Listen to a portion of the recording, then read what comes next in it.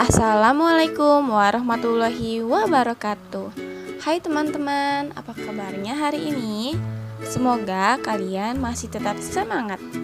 Hari ini kita akan mempelajari SBDP tema 4, subtema 2 dan subtema 3. Mari siapkan buku tematik kalian serta alat tulis kalian dan simak video berikut ini. Pada subtema 2, kita akan mempelajari properti tari dan pola lantai tari. Properti tari adalah segala kelengkapan dan peralatan yang digunakan untuk melakukan gerak tari dalam penampilan atau peragaan karya tari. Adapun fungsi atau kegunaan properti tari. Yang pertama, menambah nilai estetika atau keindahan penampilan karya tari. 2. Sebagai media penyampaian pesan makna tari. Dan yang terakhir, memperkuat karakter tokoh dalam karya tari. Berikut ini adalah beberapa contoh properti tari. Yang pertama ada tari lilin, berasal dari Sumatera Barat dan propertinya adalah lilin. 2. Tari remo, berasal dari Jawa Timur dan propertinya adalah selendang. Tari pendet yang berasal dari Bali menggunakan properti bokor berisi janur dan bunga. Lalu ada dari Bali lagi, yaitu tari legong, dan properti yang digunakan adalah kipas. Lalu ada tari bondan yang berasal dari Jawa Tengah menggunakan properti kendi payung, selendang, boneka. Dan yang terakhir ada tari klono topeng yang berasal dari Cirebon. Properti yang digunakan adalah topeng dan selendang. Selanjutnya, pola lantai tari. Apa itu?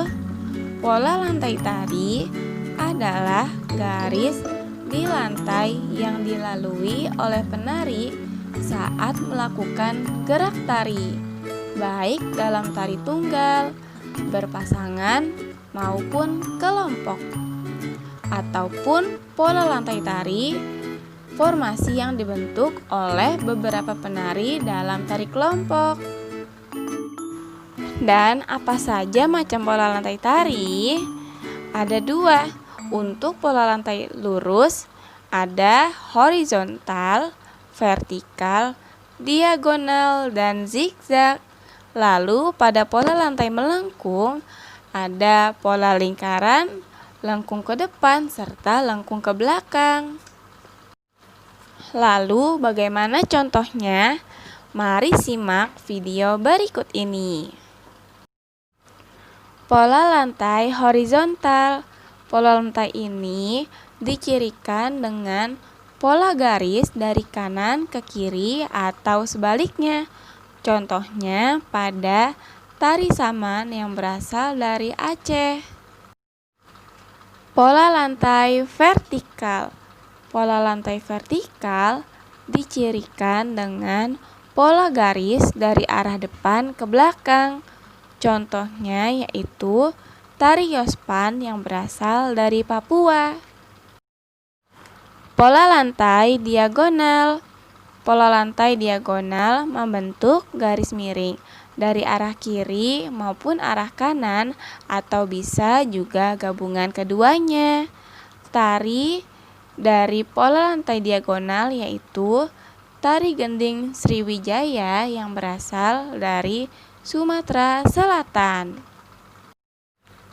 Pola lantai melingkar. Pola lantai ini membentuk garis lingkaran.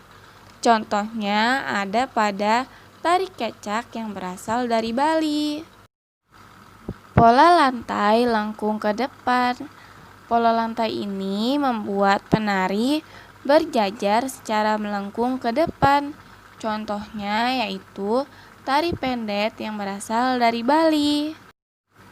Selanjutnya kita akan mempelajari gambar cerita yang berada di subtema 3. Gambar cerita adalah gambar yang terdapat pada sebuah karya tulisan.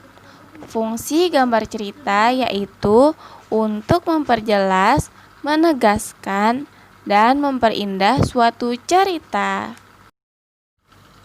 Untuk menggambarkan suasana dalam cerita, perlu adanya objek gambar. Objek gambar tersebut dapat meliputi manusia, hewan, tumbuhan, atau benda. Satu gambar cerita hanya menceritakan salah satu adegan atau bagian sebuah cerita.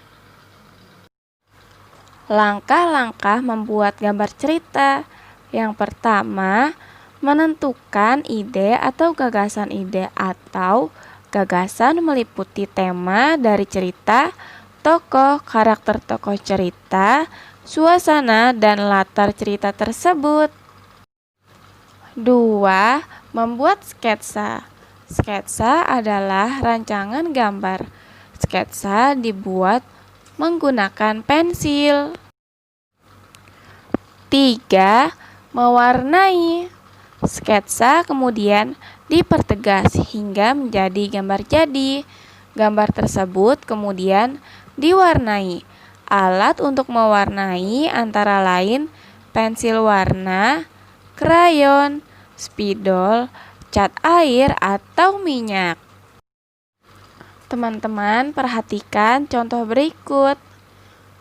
Nah, untuk tema pada gambar berikut adalah akibat tidak berhati-hati saat bersepeda. 2. Tokoh dalam cerita yaitu Mira memiliki sifat kurang hati-hati dan Dedi memiliki sifat penolong. 3. Alur cerita. Nah, untuk alur ceritanya yang pertama, Mira tidak berhati-hati saat mengendarai sepeda. 2. Sepeda Mira menabrak batu yang ada di jalan. Mira terjatuh dari sepeda. Dan yang ketiga yaitu Dedi yang ada di dekat Mira segera menolong Mira.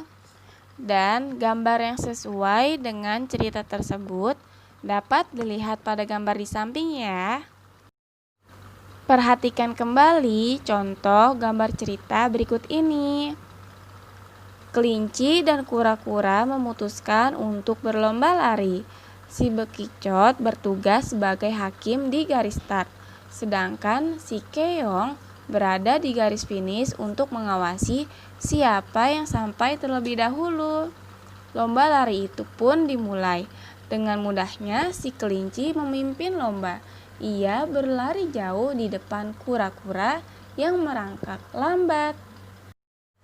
Dan untuk tugas hari ini, maka kerjakan halaman 83 sampai 84 bagian ayo menulis.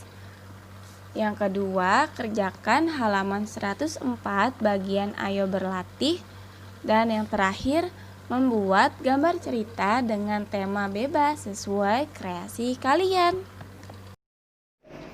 Selesai sudah pembelajaran hari ini. Jangan lupa untuk selalu dibaca agar kalian tidak lupa dengan pembelajaran hari ini. Dan semoga pembelajaran hari ini bermanfaat untuk kalian semua. Tetap semangat. Terima kasih. Wassalamualaikum warahmatullahi wabarakatuh.